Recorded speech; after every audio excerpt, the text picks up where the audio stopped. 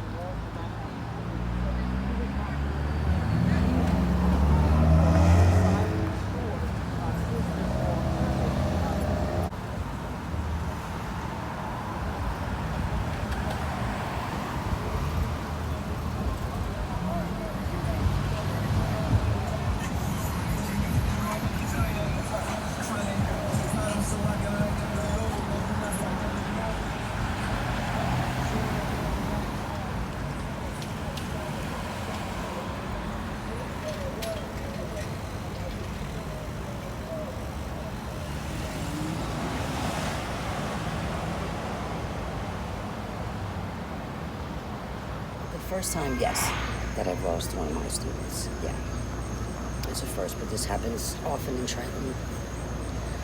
Too many times. I mean, the biggest incident we had was at the Art All Night Festival. That was a big one for all of us.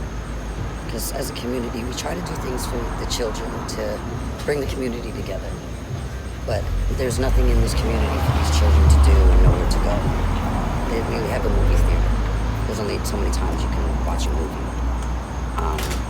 They're trying, the community's trying to bring things together for these kids to do, coming up with events. I see them all on Facebook. Everybody's just trying to get the community together and get the children to go to events to educate them, to try to get them off the streets. But it happens too often in Trenton. I've lived here for about 23 years. And I would have to say maybe over the past 6-7 years, it's getting worse and worse. And it's always getting closer and closer to my home. So I fear because I have children. And I fear for them when they go out or when they come home from work late, because you never know. Anything can happen. I could be standing here with you and something can happen. You just don't know. So it's hard. His name is Giovanni. I met him like when he was in kindergarten, but he didn't get to my program until 3rd grade. 4th grade and 5th grade. Very happy kid, loving, caring, big old smile, big heart. He was all around. He was a really good kid. I haven't seen him. I would see him passing by in the streets. He would recognize me before I recognized him because he got older. But it was always, he'd see me, he's, "Hi, Miss Fox." And I would go over, I would say hello, ask him how he was doing, and generally he was doing really well. I mean, I haven't seen him maybe about a year or so. How'd you find out he was one of the victims?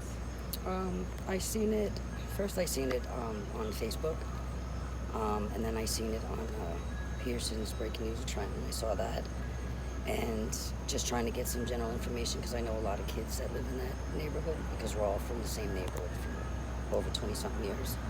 And I had run into another one of my students that I had at the local Walmart, and she was the one that let me know who it was.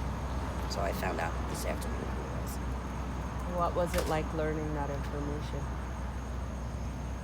It was heartbreaking.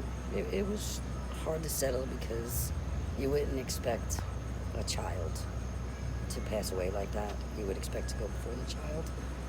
So it was heartbreaking at first. I took a few moments in the car before, heading back home.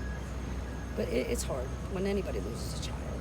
It's not easy. But it just brought back a lot of memories I had from 3rd, 4th, and 5th grade with him. It put a smile on my face, but I also hurt because of the family and his brother.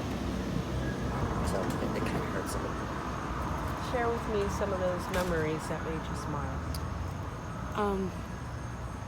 Him getting out of school because they would be released outside and then they would come back in and he would just run into me with this big old smile. Miss Fox, what are we going to do today? I said, well, we got to get through your homework first. The best thing he loved to do was basketball. So I'm not a basketball player, but I would try to play with him anyway.